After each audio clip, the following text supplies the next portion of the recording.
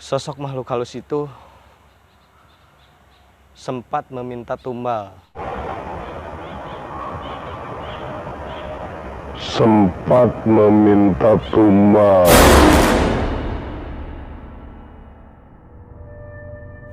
Assalamualaikum warahmatullahi wabarakatuh. Kembali lagi bersama saya Kimaru. Gimana kabarnya, gengs? Sehat selalu ya. Dimanapun Anda berada, saat ini saya akan mengunjungi seseorang. Seseorang ini, partisipan kali ini pernah mengalami gangguan dari sosok makhluk halus, yaitu jin. Jadi saat ini saya ingin mengungkap fakta cerita di balik kejadian mistis yang beliau alami. Jadi katanya dulu sewaktu sudah lama lah, intinya dia pernah diteror dengan munculnya sosok makhluk halus. Sosok makhluk halus itu sempat meminta tumbal. Intinya kejadian itu sudah cukup lama, namun saya kali ini mempunyai tayangan program terbaru, yaitu tayangan program bercerita pengalaman pribadi. Tentunya bercerita tentang kejadian-kejadian sosok makhluk halus atau kejadian-kejadian yang memang benar-benar di luar logika. Ya, siapapun Anda, dimanapun Anda bisa berbagi cerita bersama saya di Klub Jurnalis atau di Kimaru Official ya. Nanti linknya ada di deskripsi. Jadi saat ini saya akan mengunjungi beliau ke rumahnya untuk mengupas tuntas permasalahan yang beliau alami selama ini. Tidak berlangsung lama-lama, untuk itu untuk teman-teman semua jangan lupa like, share, komen, dan subscribe channel kami. Tidak hanya itu, subscribe juga channel Kimaru Official yang linknya ada di deskripsi ya. Jangan lupa siap mendengarkan cerita-cerita misteri, dan jangan lupa nontonnya jangan sendirian ya. Oke, gengs, hari ini saya sudah berada di suatu tempat, yaitu di gang ya. Saya akan langsung menemui partisipan yang katanya pernah mengalami kejadian-kejadian yang sangat mistis ya. Jadi tidak hanya dihantui oleh sosok mistis ya. Nah, ini rumah beliau. Beliau sudah ada di depan.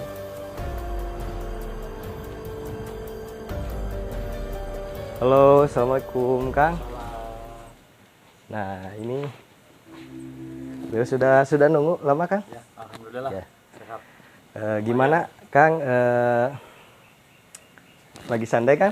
Ya, baru. Ya, baru oke. pulang. Ya, baru pulang. Kita mulai tentang pengalaman pribadi mistisnya. Kita akan segera dimulai.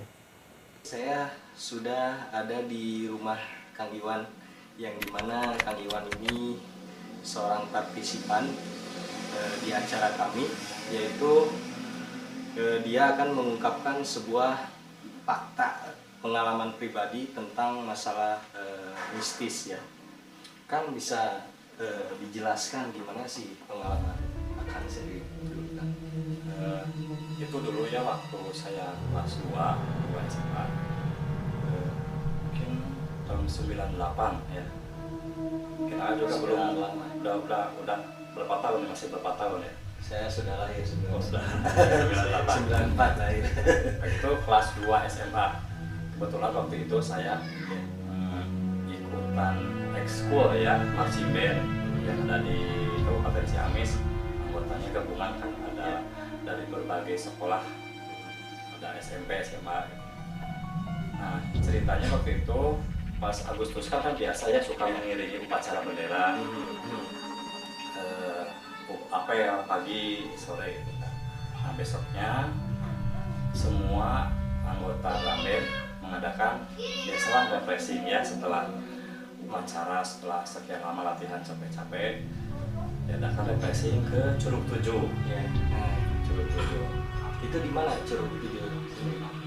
Curug Tujuh yang ada di Panjalu ya? Oh, yang di Panjalu. Nah, yang di Panjalu. Ya masih Kabupaten Ciamis. Curug Tujuh. Terus gimana lagi? Nah, berangkatlah semua ke sana, ke Curug Tujuh. Di lokasi ada seperti lapangan gitu ya, tapi kan banyak rumputnya. Di lapangan di sana bikin tenda seperti biasa, kemah bikin tenda. Ada anak laki-lakinya, anak perempuannya gitu. Nah waktu itu menjelang maghrib ya, biasa kan ada yang pasang tenda, ada yang masak gitu ya. Pas menjelang maghrib, kalau bahasa Inggrisnya masarupna gitu ya. Kalau masarupna pas maghrib, anak cewek kan waktu itu masih ini ya, lagi masaknya bercanda, gerewek gitu ya, teriak-teriak. Berapa orang berarti akan itu ke Curug? Anggota dulu sekitar kalau nggak salah 60 orang ya, kan gabungan tiap SMA, tiap sekolah gabungan. Nah pas menjelang maghrib itu anak cewek biasa teriak-teriak gitu kan, mungkin keganggu atau gimana ya, yang di sana, penghuni di sana. Nah setelah malam jam 9 lah, biasa kan gaple, ada yang gitar-gitar, nyanyi-nyanyi gitu kan. Nah setelah tengah malam, saya kan ada pelatih ya, namanya Kang Erwin, pembimbing kita waktu itu, Kang Erwin. Saya bilang ke dia, yang pertama lihat saya dulu pas lagi gapleh gitu ya. Kalau anak-anak perempuan tidur, nah, yang laki-laki anak laki-laki waktu Berarti camping berarti di sana ya? camping ya, camping. Nah, pas pertama udah beda kan, kerasanya beda kan. Saya lihat, saya juga takut, saya mikir, Kang coba lihat sebelah kanan atas, saya bilang gitu. Pas dilihat sama Di atas Curug berarti, di atas di atas itu kan banyak dikelilingi pohon-pohon kan. belum ke Curug. Belum Curug masih jauh berarti ke kalau ke Curug 1 mah deket, tinggal berapa meter kan ada di perkemahan dulu ya, di rest areanya gitu. saya nggak tahu sekarang, saya nggak pernah ke sana, kapok gitu, bukan kapok ya, takut sieun lah gitu. Nah pas saya bilang, kasih tahu, lihat di kanan atas gitu. Pas dilihat sama dia, saya lihatnya gitu, cika-cika apa bahasanya, kunang-kunang ya. Ya. Nah kalau cika-cika kan gitu kan. Nah kalau ini enggak, seperti mata kucing melayang.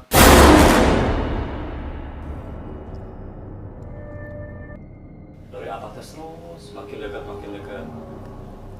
Astagfirullahaladzim, kata Kang Heru itu kan, kata pembimbing kita.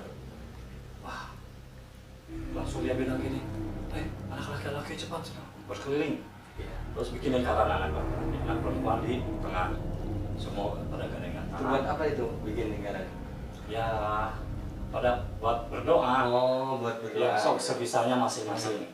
Jadi sambil pegang tangan gitu. Iya, anak laki-laki semua berkeliling di tengah-tengah anak perempuan. Nah,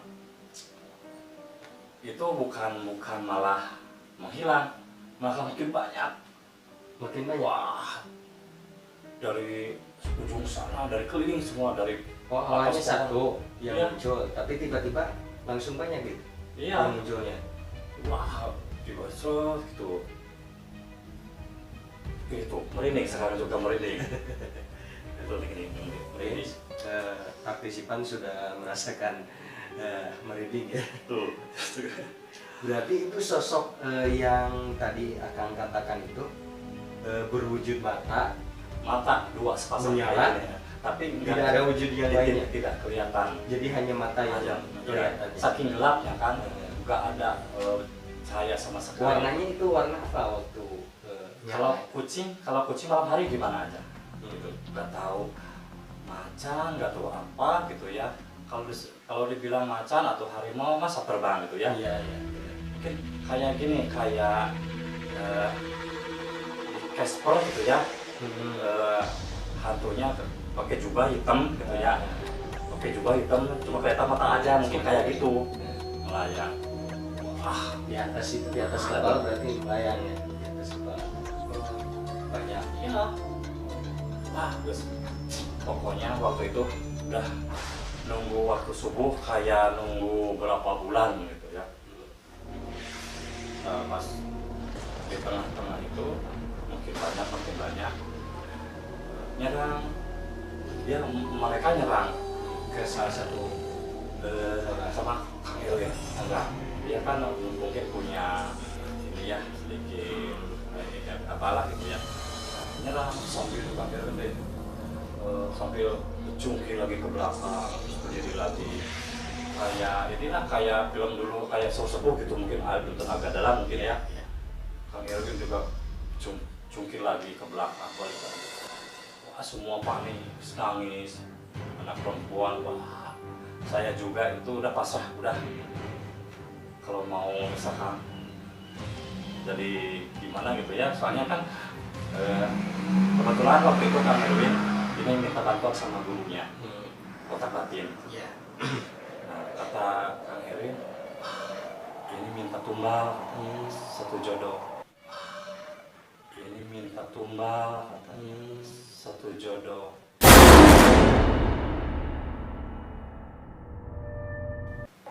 Jadi si sosok makhluk yang menyala itu minta tumbal. Iya, mungkin yang penghuni di sana atau siapa gitu ya, atau mungkin merasa terganggu karena pas waktu mau maghrib itu ada anak-anak perempuan tadi kan yang teriak-teriak. Iya.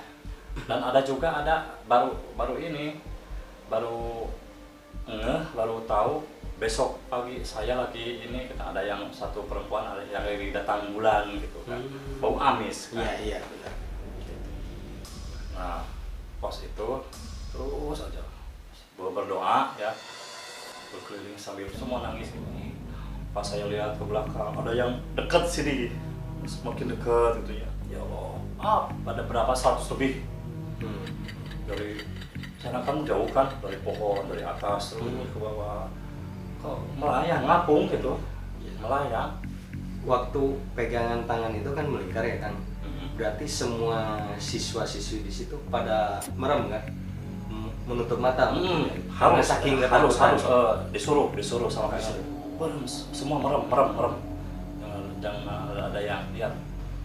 Nggak ada yang kesurupan waktu saat itu. Ada. Oh, ada. Ada. Berapa orang? Dua. Sajodo. Sajodo. Laki-laki sama perempuan. Jadi pas lagi pegangan gitu, tiba-tiba ada teriak. Ada yang kesurupan. Wah, gila jangan. Waktu itu. Nunggu waktu subuh lama banget. Terus setelah kan ada yang kesurupan, otomatis yang ada di lingkaran itu buyar kan semua, panik, lebih panik lagi gitu kan. Terus ya gimana itu? makin erat itu kan yang ngatasi Kang Elwin itu ya. Berarti dipegang terus makin Nggak tahu di gimana lah, di jampe-jampe mungkin ya. Nah setelah itu bagaimana kan? Setelah kejadian. Nah ada lagi. Nah setelah itu ada yang kebelet pipis. Ya. Saya mau pipis gitu kan, ada yang kalau anak perempuan kan bilangnya ayah gitu ya. Ayah saya mau pipis ya, diantar sama saya sama teman saya. Ada di sana ada ruangan gelap, mungkin itu tempatnya ya, tempat toilet umum, udah kotor, udah kumuh, diantar ke sana. Pas lagi di tempat ada yang ngasih tahu, cepat kembali katanya. Cepat tuh di atas, nah ada turun lagi. Wah, langsung kembali lagi ke tempat itu. Jadi tiba-tiba ada yang ngasih tahu gitu. Tapi nggak tahu siapa itu yang ngasih tahu. Saya enggak sama Kang Erwin. Oh, sama Kang dikasih Erwin. tahu, dikasih tahu. Cepat gitu kan. Itu kan kayak mendekat terus berdoa lagi terus jauh lagi gitu. Jadi kayak emang kalau disebut minta tumbal emang kayak gitu, kayak mau ngambil Kayak mau jauh lagi mengambil orang yang ada di situ. Sampai sekarang udah saya bukannya nggak bakal kesana lagi, mungkin masih takut. Trauma gitu. Nanti trauma ada dari sisa-sisa waktu dulu. Iya. Jadi ketika kamu mengunjungi tempat itu jadi agak gimana gitu. Gitulah. Padahal kan sekarang udah berbeda mungkin ya. Iya. Tapi kan Sekarang belum tahu situasinya gimana gitu, belum tahu. Kalau dulu kan masih 98, sekarang berapa tahun ya? Iya.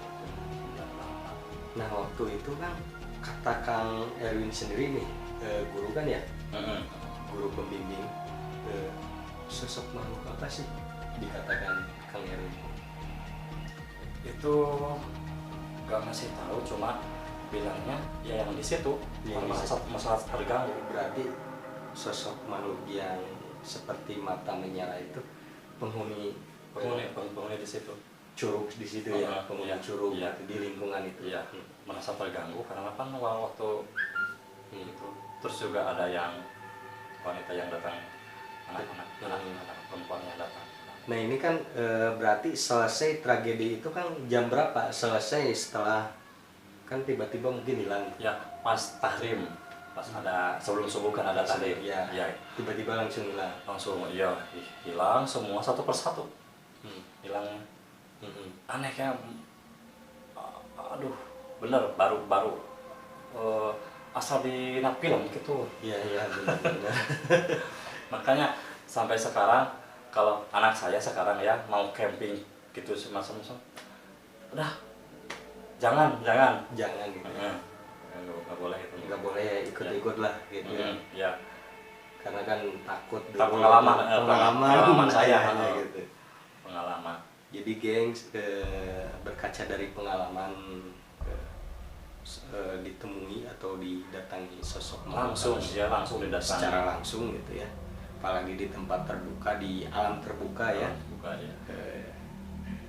Beliau intinya trauma gitu ketika anaknya sekolah di sekolahan juga ada camping ya, misalnya ada acara camping, memutuskan tidak boleh.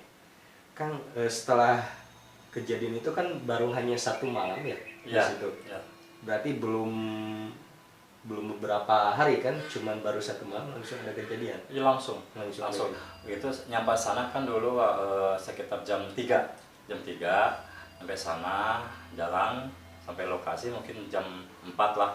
Kemudian bikin tenda, masak dan sebagainya sampai maghrib. Nah ini Kang setelah itu berarti memutuskan semua cabut dari langsung lokasi. cabut. Camping jadi diberhentikan, udah selesai. Langsung pas begitu ada matahari terang langsung cabut, beres-beres. Nah setelah itu kan Akang pulang ke rumah nih, sempat termimpikan gitu, atau ketika di rumah takut ada sesuatu yang mengikuti atau gimana? Kemimpi enggak sih, cuma masih didiapkan apa enak. Masalah Indonesia apa aja. Jadi masih pokoknya enggak ini deh. Itu trauma begitu cerita pulang ke yang rumah gitu. Yang mungkin untuk diceritakan juga takut gitu ya. Iya. Takut. Terus kondisi teman-teman alhamdulillah tidak ada yang tidak ada yang korban jiwa. Tidak ada. Oke gengs, itu pengalaman cerita mistis dari Kang Iwan. Kang Iwan barangkali ada pesan-pesan untuk pemirsa semua, teman-teman yang ada di rumah tentang kejadian yang Kang Iwan alami. Bagaimana Kang? Oke, mungkin begini pesan saya, kalau misalkan kita mau berkunjung atau rekreasi, bercamping, kemah ya di alam terbuka seperti yang ada pada cerita tadi, kita sebaiknya mempersiapkan diri situasi tempat tersebut, karena kita harus percaya bahwa di dunia ini ciptaan Tuhan itu bukan hanya kita gitu kan, makhluk halus juga itu ada gitu. Saya percaya setelah saya yang mengalami sendiri gitu, yang Mengalami ada secara langsung. ya gitu. Jadi intinya dari Intinya mungkin kita harus seperti Akang tadi kan mau kesini mau biasa permisi dulu gitu ya, permisi gitu kan, ya seperti itu mungkin pesannya saya. intinya dimanapun Anda berada, geng, kita harus tahu kita sedang ada di mana, jangan sampai kita lupa diri ya, Kang, ya. Ya. Karena tidak menutup kemungkinan ketika kita gegabah bisa terjadi sosok makhluk halus itu langsung tertarik terhadap kita, langsung berinteraksi, yaitu bisa membahayakan diri kita sendiri Ya. ya. Untuk itu supaya tidak terjadi gangguan makhluk halus terhadap diri kita, itu kita harus mendekatkan diri kepada Allah Subhanahu wa Ta'ala. Dan jangan lupa berdoa terus, apalagi di tempat alam terbuka ya. Ketika kita melakukan aktivitas, kita harus tetap berdoa supaya kita dilindungi ya. Cukup sekian guys cerita mistis bersama Kimaru. Kita ketemu lagi di lain waktu. Wassalamualaikum warahmatullahi wabarakatuh.